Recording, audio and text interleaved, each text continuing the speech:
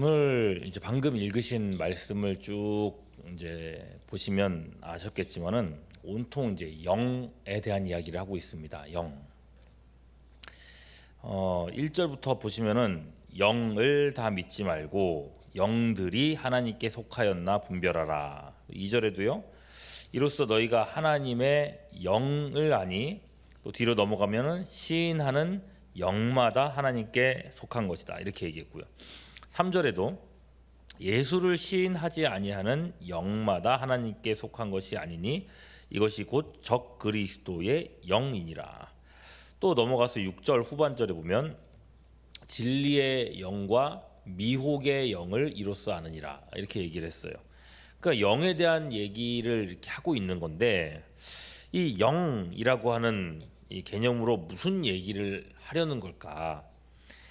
무슨 영이라고 생각하면 우리는 주로 그런 생각을 하잖아요. 막 사람 몸에 들어왔다 나갔다 하는 뭐 그런 개념들, 그 신비로운 어떤 현상이나 또는 뭐 귀신이나 뭐 퇴마나 뭐 이런 얘기를 하려는 건가? 일단 1절 말씀만 보면은 그런 오해가 될 수도 있겠다 싶어요.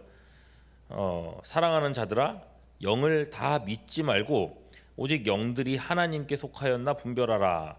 이렇게 얘기를 하면은 여기서 말하는 영들 어떤 느낌이 드냐면은 간혹 그런 분들이 계세요. 내가 기도하다가 뭐 영을 받았다. 뭐 그러면서 막 내가 어떤 신령한 뭐 얘기를 한다는 식으로 얘기하시는 분들이 계세요.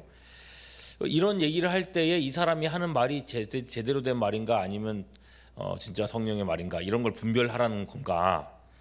또는 어떤 방언에 대한 얘기인가? 이 사람이 방언을 할 때 이 방언이 진짜 방언인지 진짜 방언이 아닌지 구별하라는 말씀인가? 뭐 그런 식으로 생각해 볼 수도 있겠습니다만, 오늘 본문을 잘 보시면요, 이 영이 무엇을 말하는지가 사실 명확합니다. 우선 하나님의 영이라고 하는 표현이 있어요. 그죠? 하나님의 영, 그러면 우리가 뭐 달리 생각할 일이 없죠. 하나님의 영은 무엇입니까? 성령입니다. 예. 오늘 본문 바로 앞에, 읽은 본문 바로 앞에 요한일서 3장 24절에 보면 그의 계명을 지키는 자는 주 안에 거하고 주는 그의 안에 거하시나니 우리에게 주신 무엇으로 말미암아? 성령으로 말미암아 그가 우리 안에 거하시는 줄 우리가 아느니라 라고 하면서부터 그 다음부터 영이라는 표현이 계속 나오는 거거든요.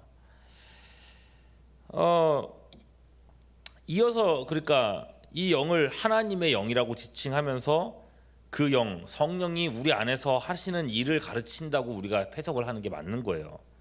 그러면 이 영, 성령께서 무슨 일을 하는가? 2절 중반절 보면은 곧 예수 그리스도께서 육체로 오신 것을 시인하는 영마다 하나님께 속한 것이다 이렇게 얘기했어요. 이 성령에 대한 얘기를 하는 거고, 이 성령께서 어떤 일을 하시느냐? 우리로 깨닫게 하신다, 알게 하신다 이 얘기를 하는 거죠. 아니, 알게 하시는 걸 넘어서 본문 말씀은 정확하게 보자면은 시인하게 하신다고 하는 게 좋겠죠. 그죠? 시인하게 하신다. 무엇을요? 예수님의 무엇을요? 육체로 오심. 이거를 세 글자로 줄이면 뭐라고 하겠습니까? 성육신이죠. 예수님께서 육체로 오신 것을 시인한다 했는데, 이게 다른 말로 하면 그거예요. 예수님이 우리의 구원자이심을 인정하게 하신다는 거예요. 예수께서 우리를 구원하기 위해서 예수님께서는 육체가 되셔야 했던 것입니다. 하나님은 영이시기에, 본질적으로 영이시기에 죽지 않으십니다. 그런데 사람이 죄를 짓고 말았죠. 죄의 대가는 무엇입니까? 로마서 6장 23절, 죄의 삭은 사망이라고 했습니다. 죄 지은 인간은 죽을 수밖에 없다고 했습니다. 육적으로 죽을 뿐만 아니라 영적으로도 죽음에 이릅니다. 영적 죽음은 무엇입니까? 생명의 근원이신 하나님께로부터 단절되는 것입니다. 떨어져 나가는 것입니다. 그것이 바로 영원 지옥 형벌의 본질이죠.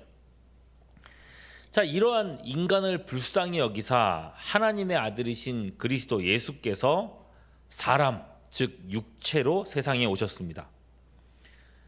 예수께서 육체로 오셔야 했던 이유는 무엇인가요? 그분이 죽음을 맛보셔야 했기 때문에 그렇습니다. 우리의 죽음을 대신 당하셔야 되기 때문에 그랬습니다. 예수께서 우리를 대신하여 죽어주시지 않았다면 우리는 여전히 죄와 저주 가운데 살고 있었을 것입니다. 또한 예수께서 육체가 되어 육체로 죽으셨기 때문에 부활의 첫 열매도 되실 수 있었습니다.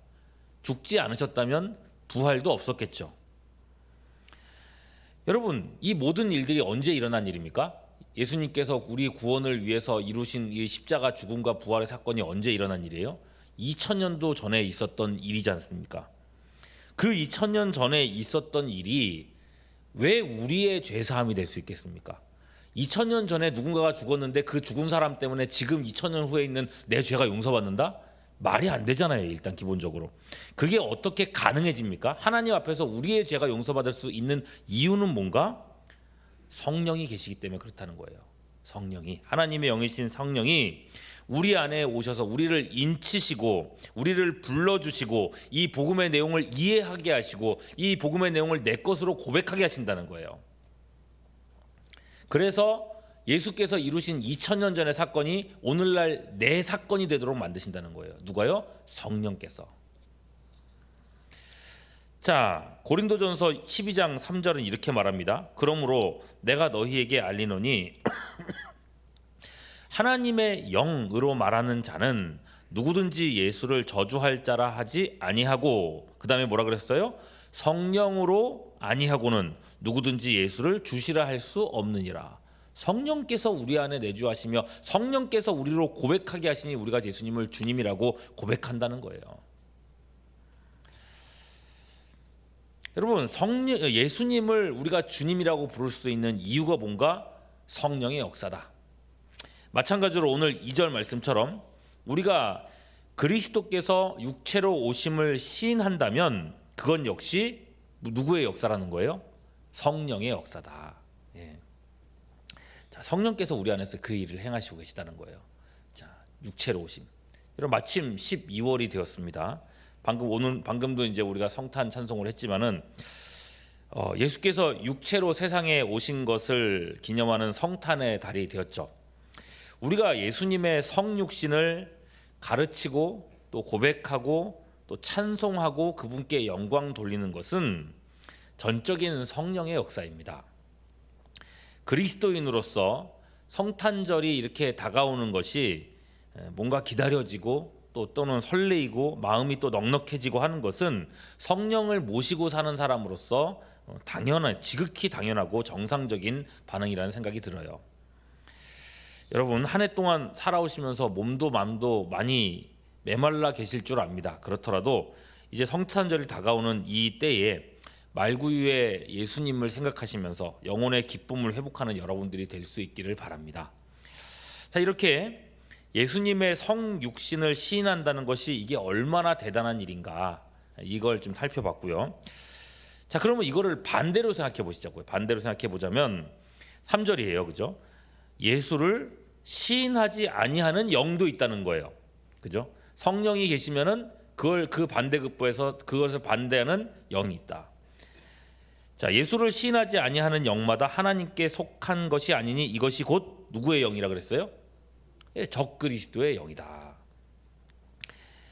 자, 예수님을 시인하지 않는다. 뭘 시인하지 않는다는 거예요? 앞에 있는 말을 그대로 받은 거잖아요. 그죠? 예수님의 성육신을 시인하지 않는 자는 적그리스도다. 여러분, 그러면 누가 성육신을 부정했는가? 많이 들으셨을 거예요. 영지주의자들이라는 사람들입니다. 당시에 유행했었던.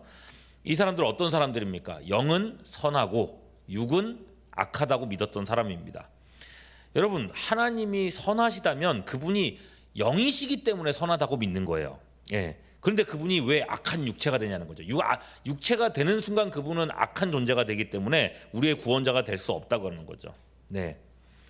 그런데 여러분, 그들의 주장대로 하나님이 육체가 되실 수 없다면 당연하게도 죽을 수가 없게 되는 것이고 인간의 죄를 대신할 수도 없게 되는 것입니다. 그렇다면 우리는 여전히 죄 가운데 있어야 되겠죠. 예수님 그리고 그분의 성육신을 시인하지 않는 자들은 구원받지 못한 사람이라는 것입니다. 그 안에 성령이 계시지 않은 사람입니다. 성령이 계시지 않으니 그 안에는 무엇이 있겠습니까? 적그리스도의 영이 있다는 것입니다. 사탄과 마귀의 영입니다. 우리가 이제 계속해서 영혼 이런 말을 하고 있지만은 이게 무슨 뭐 영적인 파워 게임, 파워 싸움 뭐 이런 거로 보여주지 않고 있어요. 영적 전쟁이라고 해서 무슨 막 빡시게 뭔가를 해야 되는 막 싸우는 그런 개념으로 생각하지 않고 있어요. 오히려 진리에 대해서, 교리에 대해서 얘기를 하고 있는 겁니다. 그걸 지극히 영적인 일이라고 말하고 있어요. 무슨 말을 하는가, 무엇을 가르치는가, 무엇을 듣는가, 이 싸움을 하고 있다는 거죠. 그래서입니다. 2절 이어지는 5절은 이렇게 말해요. 그들은 세상에 속한 고로 세상에 속한 말을 하매 세상이 그들의 말을 듣느니라. 그죠? 말을 하고 말을 듣느니라. 세상에 속한 사람들은 온통 세상이 하는 말에만 귀를 기울인다는 겁니다. 성탄절이 다가오고 거리 곳곳에 성탄 트리가 걸리고 캐롤송이 곧 들려오지만은 그들이 듣는 이야기는 복음이 아닙니다. 예수님에게 어떤 의미도 두지 않고 예수님을 시인하지도 않습니다. 혹이라도 이제 크리스마스의 주인공이신 예수님을 말할 때가 있지만 그들은 성육신, 죄사함, 진리 이런 걸 말하지 않고 그냥 뜬금없는 얘기들만 합니다. 아, 세상의 평화, 온 세상에 뭐 전쟁이 없어지고 이런 얘기들만 하고 있어요. 그럴싸한 말잔치들이죠. 어쩔 수 없어요. 5절 말씀처럼 그들은 세상에 속해 있기 때문에 세상의 이야기들만 하는 겁니다. 그러나 6절 우리는 하나님께 속하였으니 하나님을 아는 자 우리는 그러니까 진리의 말을 듣는다고 하고 있습니다. 성육신과 십자가의 구원을 또 듣고 매 12월이 될 때마다 이 말씀을 고백하고 들으면서 우리가 얼마나 우리의 구원이 얼마나 확실한지를 매번 굳건히 하고 확인한다는 것입니다. 6절 후반절 보세요. 진리의 영과 미혹의 영을 이로써 아느니라. 여러분 안에 성령이 거하시는지 확인할 수 있는 중요한 방법은 내 마음이 평안해, 내가 좀 기분이 좋아졌어, 이런 정도의 차원으로 생각하는 게 아니라 여러분의 신앙 고백이라는 것입니다. 여러분께서 예수님의 성육신과 대속의 죽음과 부활을 믿고 고백하신다면 이것은 여러분 안에 성령이 거하신다는 중요한 증거라는 것입니다. 여러분 안에 성령이 거하신다면 또 한 가지 좋은 소식이 있습니다. 4절 말씀이죠. 자녀들아 너희는 하나님께 속하였고 또 그들을 이기었나니 이는 너희 안에 계신 이가 세상에 있는 자보다 크심이라. 본문은요, 성령을 모시고 사는 우리가 이긴 자라고 얘기하고 있어요. 우리가 성령 안에 있기에 악한 영은 우리를 건드리지도 못한다고 합니다. 매일 승리의 삶을 살아갈 토대가 있다고 말씀합니다. 온갖 역경을 이겨낼 수 있는 능력이 있습니다. 세상의 모든 것보다 크신 그분이 우리의 삶을 이끌어 가신다는 것입니다. 여러분이 각자의 심령에 성령 계심을 확신하며 살아가실 수 있기를 바라고요. 또한 성령의 가르치심을 따라 성탄의 기쁨을 회복하게 되시기를 바라고, 무엇보다 성령 안에서 세상을 이기며 날마다 승리하며 살아가는 우리 모두가 될 수 있기를 주님의 이름으로 축원합니다. 기도하겠습니다. 우리 안에 복음이 다시금 선명하게 하시옵소서.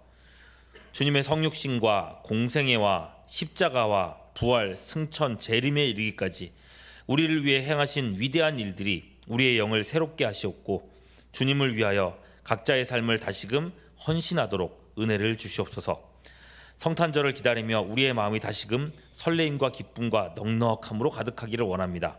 우리 교회 안에 이 나라 위에 성탄의 거룩한 기쁨을 회복시켜 주시옵소서. 오늘도 주님을 의지하며 우리 구주 예수 그리스도의 이름으로 기도하옵나이다. 아멘.